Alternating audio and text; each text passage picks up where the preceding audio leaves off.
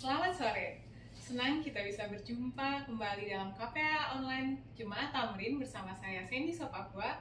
Sore hari ini kita akan mempelajari seri baru berjudul Kita Bisa Mempercayai Allah yang akan dibagi menjadi 4 bagian. Materi ini bersumber dari Suara Nubuatan. Sebelum memulainya, mari sama-sama kita berdoa terlebih dahulu agar Roh Kudus boleh hadir di tengah-tengah kita saat ini. Mari sama-sama kita berdoa. Bapa kami di surga, terima kasih Bapa atas berkat-Mu hingga sampai pada hari ini. Sekarang kami akan belajar mengenai sebagian dari firman-Mu. Berkatilah agar kami dapat memahami, kiranya Bapa mencurahkan Roh Kudus sehingga kami dapat memahami maksud dari pelajaran hari ini dan kami dapat lebih dekat lagi kepada-Mu. Terima kasih Bapa sudah mendengar dan menjawab doa kami, dan nama Yesus Selamat dan Penebus kami. Amin. Pada suatu kali Jim bertanya kepada seorang ateis atau orang tidak mengakui adanya Allah, apakah ia pernah bergumul walaupun hanya untuk beberapa saat saja bahwa mungkin Allah itu ada? Tentu, kata ateis itu yang membuat Jim kaget. Bertahun-tahun yang lalu, ketika anak kami yang pertama lahir, saya hampir menjadi seorang yang percaya akan Allah. Pada waktu saya memperhatikan pada manusia kecil tetapi sempurna itu di tempat tidur bayi. Ketika saya memperhatikan lenturan jari-jari kecil mungil dan melihat matanya yang kecil yang mulai mengenali. Untuk jangka waktu beberapa bulan lamanya, saya hampir berhenti menjadi seorang ateis. Dengan melihat anak itu, saya diyakinkan bahwa di sana ada Allah. 1. Segala sesuatu yang dirancang ada perancangnya. Rancang bangun tubuh manusia memastikan adanya seorang perancang. Para ilmuwan mengemukakan bahwa otak kita menyimpan dan mengingat ribuan gambar-gambar mental, memadukan dan menyelesaikan masalah, menghargai keindahan, mengerti diri sendiri, dan rindu mengembangkan yang terbaik bagi setiap orang. Aliran listrik yang berasal dari otak mengatur semua kegiatan otot tubuh. Komputer juga berfungsi melalui rangsangan listrik, tapi membutuhkan pikiran manusia untuk menciptakan komputer dan membutuhkan manusia untuk serta memberitahukan kepada komputer itu apa yang harus ia lakukan. Tidak heran, pemazmur menyimpulkan bahwa tubuh manusia berbicara dengan nyaring dan jelas tentang pencipta yang ajaib.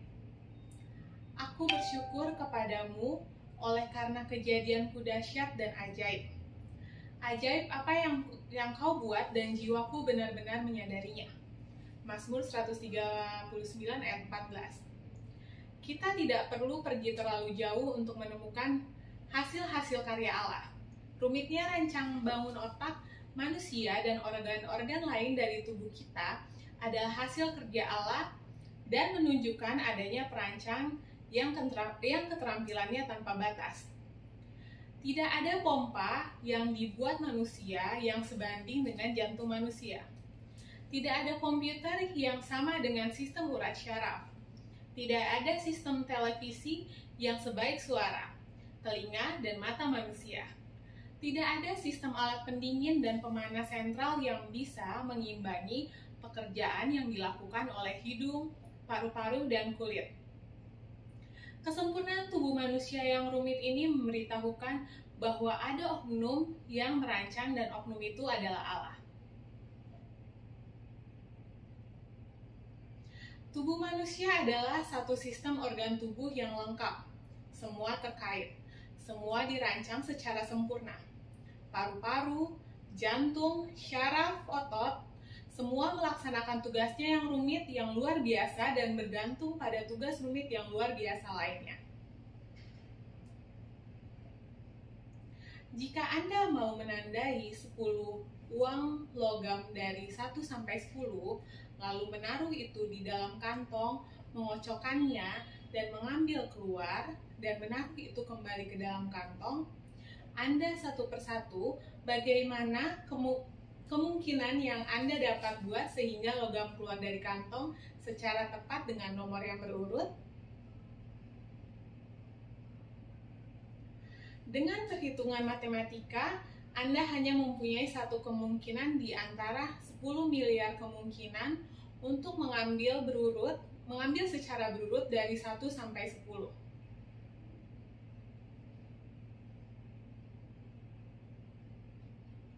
Sekarang pikirkan kemungkinan tentang perut, otak, jantung, paru-paru, saluran darah arteri, pembuluh darah, ginjal, telinga, mata, dan gigi yang tumbuh bersama-sama dan mulai berfungsi pada saat yang bersamaan.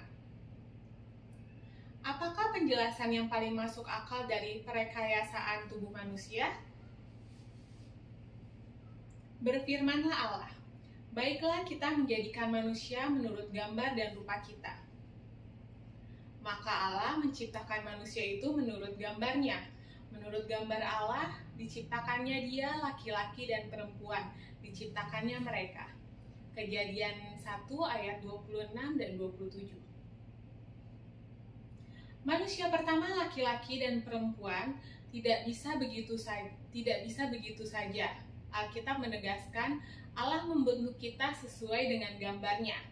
Dialah yang merancang dan menjadikan kita.